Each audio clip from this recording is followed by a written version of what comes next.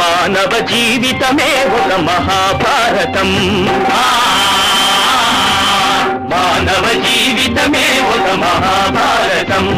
అది మంచి చెడుల రెంటి నడుమ నిత్య ఘర్షణం. మాతృదేవోభవ.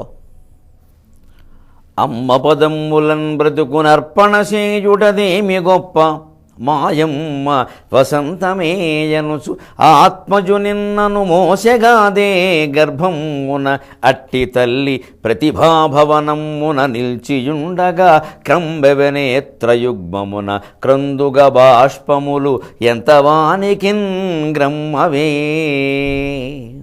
అధికారులు ఇచ్చిన సలహాలని పాటించడంలో పాలకులు ఆచితూచి వ్యవహరించాలనే విషయాన్ని మనకు అవగాహన కావిస్తూ ఉన్న మహాభారత కథాశ్రవణం కోసం ఎదురు చూస్తూ ఉన్న భక్తి టీవీ ప్రేక్షక మహాశయులందరికీ కవి బ్రహ్మ ఉభయ కవి మిత్రుడు తిక్కర సోమయాజి రచించిన ఆంధ్ర మహాభారతం కర్ణపర్వానికి సాగుతున్న సామాజిక వ్యాఖ్యలో 1266వ భాగానికి స్వాగతం పలుకుతున్నాం.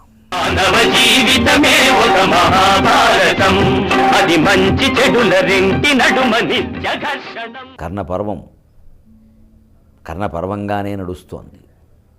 ఇక చివరికి వచ్చింది అనిపిస్తోంది. కర్ణుడు ఇప్పుడు సంధి ప్రతాపాన్ని చూపిస్తున్నాడు. ఎలాగూ సంధివేళ ప్రతాపాన్ని సంధివేళ కూడా ప్రతాపమే చూపించాడుగా, సంధి చేయడం తప్ప. ఆవేళ చూపించింది సంధినాడు ప్రతాపం. ఇక ఇప్పుడు ఇది సంధి ప్రతాపం. ఎందుకు అన్నామో విజ్ఞులకు తెలుసు, విద్యార్థులకు తెలుస్తుంది. ఒక్కొక్కరి మీద కక్ష తీర్చుకుంటున్నాడు కర్ణుడు. ఇదివరకు సాత్యకి చేతుల్లో 3-4 సార్లు ఓడి పరిగెట్టాడు. ఇప్పుడు సాత్యకిని ఓడిపోయి పరిగెట్టేలా చేశాడు. పరిగెట్టకపోయినా తల దించుకున్నాడు సాత్యకి. ఇక ద్రుపద ధనూజులు కొంతమందిని అవగొట్టేశాడు. దశదిన కర్మ కొంతమందిని పరిగెట్టేలా చేశాడు. ద్రౌపదేయులు, ధర్మరాజు కుమారుడు ప్రతివింధ్యుడు, భీముని కుమారుడు శృతసోముడు, అర్జునుని కుమారుడు శృతకీర్తి, నకులుని కుమారుడు శతానీకుడు, సహదేవుని కుమారుడు శృతసేనుడు 5గురు ఓడిపోయి పారిపోయేలా చేశాడు. కరుణిని పాళబడి వీళ్ళందరూ కుయ్యో మొర్రో అన్నట్టే లెక్క. పాండవులేమీ తక్కువ తినలేదు. నకులుని చేతిలో వంగరాజు వధింపబడ్డాడు. సహదేవుని చేతిలో సింహరాజు వధింపబడ్డాడు. సాత్యకి చేతిలో పౌండ్రరాజు వధింపబడ్డాడు. వంగదేశపు రాజు, సింహదేశపు రాజు, పౌండ్ర దేశపు రాజులు నకులుడు, సహదేవుడు సాత్యకుల చేతుల్లో వధింపబడ్డారు. పోరు ఘోరంగా సాగుతుంది. ఓ పక్క నుంచి ధర్మరాజును బంధించాలనేటువంటి తీవ్రమైన తాపత్రయంతో కర్ణుడు, కృపాచార్యులు, అశ్వత్థామ, దుర్యోధనుడు అందరూ సిద్ధమైపోతున్నారు. అంటే సరిగ్గా చదరంగ మాట మీరు గమనించండి. ప్రధానమైనటువంటి గుర్రాలో, ఏనుగులో లేదా మంత్రో దెబ్బతిన్న వచ్చిన తర్వాత ఇక ఓడిపోయేవాడు దృష్టి ఎలా ఉంటుంది అంటే, ఎలాగూ మనం మొత్తం బలగాన్ని కాపాడుకునే స్థితి కనపడడం లేదు. అయితే ఆటకి లక్ష్యం ఏమిటి అంటే ఎవరు గెలిచారు అనేది కదా. గెలవడానికి లెక్క ఏమిటి అంటే అవతల రాజును బంధించడమే కదా. అందువల్ల మన దృష్టి అంతా ఉన్న బలగాలతో రాజుని బంధించడం మీద దృష్టి పెడదాం. ఇది తెలివైన ఆలోచనే. ఆటలో గెలవాలన్నా, ఆగవంలో గెలవాలన్నా ఈ ఆలోచన మంచిది. దాని మీద దృష్టి పెడితే అయిపోయినట్టేగా. అందుకని దుర్యోధనుడు, కర్ణుడు, కృపాచార్యుడు, అశ్వత్థామ ధర్మరాజును బంధించడం మీద దృష్టి పెట్టాడు. దానికోసం మొత్తం తాపత్రయపడిపోతున్నారు. ఎంత చేయాలో అంతా చేస్తున్నారు. ఆ దశలో అనుకోకుండా దుర్యోధనుడు పార్థునికి ఎదురుపడ్డాడు. ధర్మరాజును బంధించనిస్తాడు ఆ పార్థుడు. దుర్యోధనుడు ఎదురుపడగానే కృష్ణుడు అర్జునుడికి ఇచ్చిన సలహా చూడండి.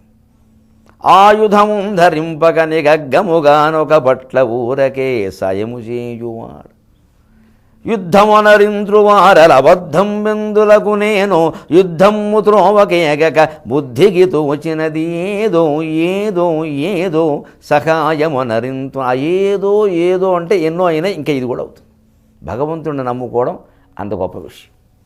ఇది ఆయన ఆ సలహాకి అంతు ధరి ఉండదు, ఇస్తూనే ఉంటాడు ఆయన. అలాగా ఇది బాబాగారి 11 సూత్రాల్లో చెబుతూ ఉంటారు. నన్ను కోరిన వెంటనే నా సహాయము కానీ సలహా కానీ లభించును అంటాడు ఆయన.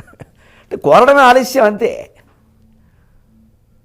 అంచేతను ఈ ఊరికే వాళ్ళ దగ్గర వీళ్ళ దగ్గర ఏడవడం కంటే ఏదో భగవంతుడి దగ్గర ఏడవడం మంచిది.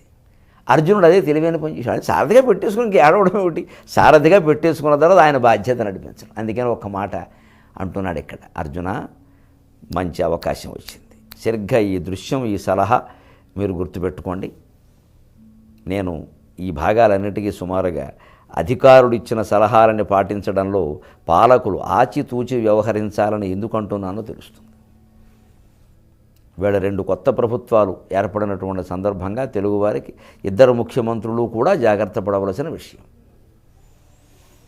సలహాలు ఇస్తారు, అడగాలి, అన్ని వారికి తెలియదు కాబట్టి అడగాలి. కానీ ఏది పాటించాలి, ఏది పాటించొద్దు, ఏం చేస్తే ఏమవుతుంది, స్వార్థ ప్రయోజనాలతో ఆలోచించొద్దు, దేశ ప్రయోజనాలతో ఆలోచించదు. అది దృష్టిలో పెట్టుకుంటే ఏది వినాలి అర్థం. ఇప్పుడు యుద్ధంలో ధర్మం గెలవడం ముఖ్యం. ఈయన ఏమంటున్నాడు కృష్ణుడు, ఇత్తరి త్రుళ్ళు సోపిని నేపుగా మార్కొని గెల్తునం తలం పెత్తి. అదిగో బావా దుర్యోధనుడు వస్తున్నాడు, దొరికాడు, వదిలిపెట్టకు.